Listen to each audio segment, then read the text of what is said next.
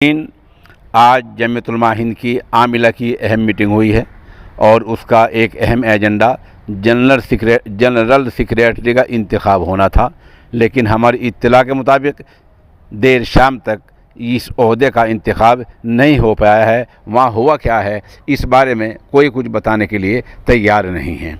इस नामनगार ने 8 बजकर तकरीबन 50 मिनट पर कारी हम्माद साहब को फ़ोन किया तो उन्होंने बताया कि प्रेस रिलीज़ तैयार होगी, सब कुछ पता चल जाएगा।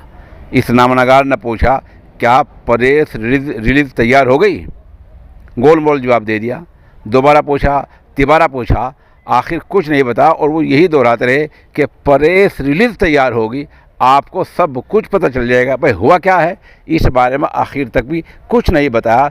सोशल इंडिया न्यूज़ की इस नामनगार ने आज उनकी आवाज़ रिकॉर्ड की है ताकि जमीयती कल इसका इनकार न कर पाएँ।